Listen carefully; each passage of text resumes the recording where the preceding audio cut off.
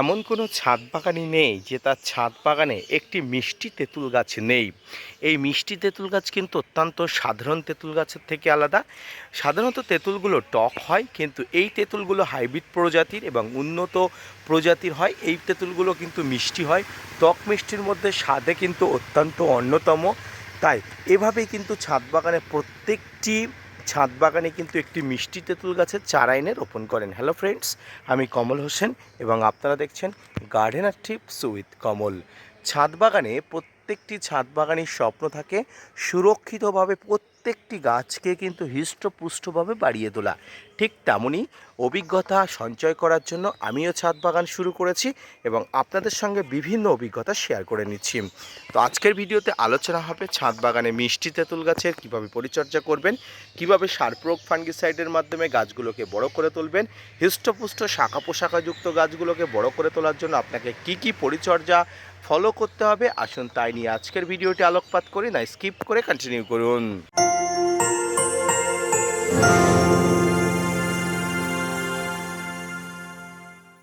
দর্শক, প্রথমেই বলে রাখি, আমার ছাদ বাগানের কিন্তু এই মিষ্টি তেঁতুল গাছটি হাইব্রিড প্রজাতির একটি তেঁতুল গাছ এবং গাছটির বয়স মাত্র 1.5 বছর। 1.5 বছর বয়সে একটি গাছ দেখুন শাখা পোশাখা যুক্ত হয়ে এবং মোটামুটি একটা গুঁড়ি যুক্ত হয়ে কিন্তু চারিদিকে ডালপালা বাড়িয়ে দিয়েছে।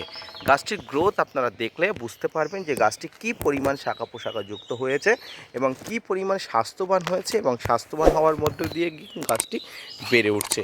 তো প্রথমেই গাছটিকে বাড়িয়ে তুলতে হয়, স্বাস্থ্যবান করে তুলতে হয়, তারপরে কিন্তু গাছে ফুল বা ফলের চাহিদা বাড়াতে হয়। তো আসুন প্রথমেই আমি বলি ছাদ বাগানের গাছগুলোকে কিভাবে বাড়িয়ে তুলবেন এবং কিভাবে স্বাস্থ্যবান করে তুলবেন। যে কোনো গাছকে বড় থেকে ছোট করার জন্য প্রয়োজনীয় হচ্ছে উপযুক্ত পরিমাণ পুষ্টিকর খাবার। যে কোনো শিশুকে যদি উপযুক্ত পুষ্টিকর খাবার আমরা প্রোভাইড করি, শিশুটি স্বাস্থ্যবান হয়, বুদ্ধিমান হয় এবং শারীরিক দিক থেকে কিন্তু প্রচুর হৃষ্টপুষ্ট হয়। ঠিক তেমনই একটা বেবি গাছ, অর্থাৎ একটি যে কোনো বেবি গাছ, এক্ষেত্রে আজকের আমার আলোচনার বিষয় মিষ্টি তেঁতুল গাছ হাইব্রিড প্রজাতির। তো সেই বেবি যখন গাছ আনবো, সেই আনার পরে গাছটাকে যখন রোপণ করব, সেই খাবার যাতে যথাযথভাবে দেওয়া যায়, সেই খাবার কিন্তু যথাযথভাবে আপনাকে প্রোভাইড করতে হবে। মিষ্টি তেঁতুল এমন একটি তেঁতুল যেটি নর্মাল তেঁতুলের মতো হয়, কিন্তু খেতে অত্যন্ত মিষ্টি। টক মিষ্টির মধ্যে স্বাদে কিন্তু অন্যতম। তাই প্রত্যেকটি ছাদ বাগানে চায় তার ছাদ বাগানে একটি এই ধরনের একটা আলাদা প্রজাতির তেঁতুল থাকুক। সেই প্রজাতির তেঁতুল গাছটি কিন্তু একটা আপনার অথেন্টিক জায়গা থেকে সংগ্রহ করে যথাযথভাবে মাটিতে সঠিক পরিমাণ খাবার দিয়ে আপনাকে রোপণ করতে হবে। কী খাবার দেবেন? ছাদ বাগানে যে খাবারগুলো সাধারণত আমরা প্রয়োগ করি, শিংকুচি, নিমখোল, হাড়গুঁড়ো, ভার্মিকম্পোস্ট, সর্ষের খোল, বাদাম খোল, এই ধরনের মিশ্রিত খাবারগুলো, অর্থাৎ যে খাবারগুলো ছাদ বাগানের গাছের বৃদ্ধি সহায়ক, পুষ্টির সহায়ক এবং গাছের কিন্তু প্রচুর পরিমাণ স্বাস্থ্যবান করতে সহায়ক, সেই খাবারগুলো দিয়ে মাটি প্রস্তুত করে তারপরে মাটিতে রোপণ করতে হয়। নতুন ছাদ বাগানিরা যাদের অভিজ্ঞতা নেই, কী পরিমাণ খাবার দেবেন না বুঝতে পারলে একদম সিম্পল মাটি, অর্থাৎ মাটিতে প্রয়োগ করবেন। কোনো ধরনের কোনো অসুবিধা নেই, তাতে কিন্তু গাছ ভালো থাকবে, মারা যাওয়ার চান্স কিন্তু কম থাকবে। সম্মানীয় দর্শক, তারপরে গাছ রোপণের পরে গাছটি যখন 1 মাস বয়সে হয়ে যাবে এবং মাটির সঙ্গে যথাযথভাবে একটা কানেক্ট করে নেবে, তখন আপনারা খাবার প্রয়োগ করবেন। পুরনো ছাদ বাগানেরা অবশ্যই টবের মাটিতে খাবার মিশ্রিত করে প্রয়োগ করবেন। তবে সবসময় ছোট গাছের জন্য ছোট পাত্র, বড় গাছের জন্য বড় পাত্র অবশ্যই নির্বাচন করবেন। ছোট গাছের ক্ষেত্রে বড় হিউজ পাত্র দিলে গাছটি কিন্তু অনেক সময় মারা যাওয়ার সম্ভাবনা থাকে। তাই সবসময় ছোট পাত্রে ছোট পলিথিন ব্যবহার করবেন। তারপরে গাছটি বড় হওয়ার সঙ্গে সঙ্গে কিন্তু অবশ্যই গাছটিকে আপনারা সেখান থেকে কিন্তু তুলে নিয়ে অন্য কোনো পাত্রে আপনারা ট্রান্সফার করবেন। সম্মানীয় দর্শক, ঠিক তেমনভাবে আমার ছাদ বাগানে তেঁতুল গাছটি একটা ছোট্ট পলিথিনে ছিল। এরপরে গাছটি যখন বৃদ্ধি হয়ে গেছে, গাছটিকে তুলে কিন্তু আমি একটা ফলের ক্যারেটে দিয়েছি, যেখান থেকে গাছ কিন্তু খুব হিউজ বড় হয়ে উঠছে, অত্যন্ত স্বাস্থ্যবান হয়ে উঠছে। আমি আশা করি আগামী বছর এখান থেকে ফল পাওয়ার আশা করতে পারি। তো গাছটি যেহেতু বড় হয়ে গেছে, গাছটিকে যথাযথভাবে খাবারও দিতে হয়। প্রতি 3 মাস অন্তর গাছে কিন্তু মিশ্র খাবার প্রোভাইড করতে হয়। মিশ্র খাবারের মধ্যে যে খাবারটি আমি একটু আগেই বললাম, শিংকুচি, নিমখোল, হাড়গুঁড়ো, ভার্মিকম্পোস্ট, সর্ষের খোল, বাদাম খোল মিশ্রিত যে খাবার ছাদ বাগানীদের কাছে অত্যন্ত জনপ্রিয়, স্বাস্থ্যবান, পুষ্টিকর, সেই খাবার কিন্তু প্রয়োগ করতে হয়। প্রতি 2.5 মাস বা 2 মাস অন্তর কিন্তু আপনাকে এই খাবার দিতেই হবে। তাতে কিন্তু গাছ সুস্থ স্বাভাবিক থাকবে এবং সমস্ত যে শক্তি সামর্থ্য নিয়ে গাছ কিন্তু ফুল ফল আনবে। এছাড়াও গাছে কিন্তু পাতাতে গাছের কিন্তু নানা ধরনের সমস্যা হতে পারে। গাছের ডাল শুকোনোর সমস্যা থেকে শুরু করে নানা ধরনের ফাঙ্গাস কীটপতঙ্গের আক্রমণ। তাই কিন্তু এই আক্রমণগুলোকে প্রতিহত করার জন্য ফাঙ্গিসাইড এবং কীটনাশক যথাযথভাবে প্রয়োগ করতে হবে।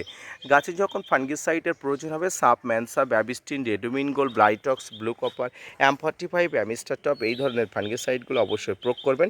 গাছে যখন কীটনাশকের প্রয়োজন হবে তখন অবশ্যই আলফামেটিন 10% এসি কম্পোজিশনের কীটনাশক, ইমিডাক্লোপিড গ্রুপের কীটনাশক, ডাইমাটের 30% গ্রুপের কীটনাশকগুলো প্রয়োগ করতে পারেন। গাছের স্বাস্থ্য ভালো থাকলে কোনোভাবে কীটনাশক ফাঙ্গিসাইড প্রয়োগ করার দরকার নেই, তাতে কিন্তু গাছের অবস্থা হিতে বিপরীত হতে পারে। সম্মানীয় দর্শক, এইভাবে কিন্তু ছাদ বাগানের মিষ্টি তেঁতুল গাছ বা আপনার টক তেঁতুল গাছের একইভাবে পরিচর্যা করতে হয়। যে কোনো প্রজাতির তেঁতুল গাছকে কিন্তু একই ধরনের পরিচর্যার মাধ্যমে ছাদ বাগানের গাছগুলোকে বাড়িয়ে তুলতে হয় স্বাস্থ্যবান এবং পুষ্টিকর খাবার পাওয়ার জন্য। ঠিক এই পদ্ধতিতে প্রত্যেকটি গাছগুলোকে পরিচর্যা করতে হয়, ইনক্লুড তেঁতুল গাছ। এই তেঁতুল গাছকে পরিচর্যার মাধ্যমে কিন্তু আপনি বড় করে তুলুন। সার প্রয়োগ, ফাঙ্গিসাইড তো আলাদা কথা। গাছের সার প্রয়োগ, ফাঙ্গিসাইড একটা নর্মাল জিনিস, তাই এগুলো প্রোভাইডের মাধ্যমে কিন্তু গাছ বড় হয়ে ওঠে। তো সবসময় সার প্রয়োগ জৈবভাবে করা উচিত, অর্থাৎ আপনি অর্গানিক পদ্ধতিতে ছাদ বাগান করতে চাইলে খুব ভালো হয়। এখান থেকে উৎপন্ন ফলগুলো আমাদের বাড়িতে আমরা, আমাদের বেবিরা, আমাদের বাড়ির ফ্যামিলি মেম্বাররা খাই। তাই অত্যন্ত বিষমুক্ত ফল আমরা উৎপাদন করার জন্য আমরা দৃঢ় প্রতিজ্ঞ নেব এবং এখান থেকে কিন্তু সবসময় কিন্তু জৈবভাবে খাবার প্রয়োগ করে গাছগুলোকে বড় করে তোলার জন্য আমরা সবসময় চেষ্টা করব। তো এভাবে ছাদ বাগানের গাছগুলোকে পরিচর্যা করুন। সার প্রয়োগ, ফাঙ্গিসাইড, কীটনাশক সব কিছু প্রয়োগের মাধ্যমে গাছ বড় করে তুলতে হয়। আপনিও বড় করে তুলুন ঠিক আমার ছাদ বাগানের মতো। আজকের ভিডিওটা এই পর্যন্ত, দেখা হচ্ছে পরবর্তীতে নতুন কোনো ভিডিও নিয়ে, নতুন কোনো তথ্য নিয়ে। ততক্ষণ সুস্থ থাকুন, ভালো থাকুন। আর হ্যাঁ, ছাদ বাগান হিসেবে আপনাদের কাছে একটা রিকোয়েস্ট, আপনারা কী ধরনের ভিডিও দেখতে চান, কী ধরনের ভিডিও আপনাদের প্রোভাইড করলে ভালো হয়, সেটি অবশ্যই কমেন্টস বক্সে কমেন্টস করবেন। অবশ্যই আপনাদের জন্য যথাসাধ্য চেষ্টা করব সেই ধরনের তথ্য তুলে নিয়ে নতুন করে ভিডিও বানানোর জন্য। আজকের ভিডিওটি এই পর্যন্ত। ভালো থাকুন, সুস্থ থাকুন, ছাদ বাগানের সঙ্গে থাকুন। আর অবশ্যই আমার ভিডিওটি শেয়ার করবেন আপনার যে বন্ধু বা যে বান্ধবী এই ভিডিওটি দেখতে চায় বা এই ভিডিওটি খুঁজছিল। ভালো থাকুন, সুস্থ থাকুন।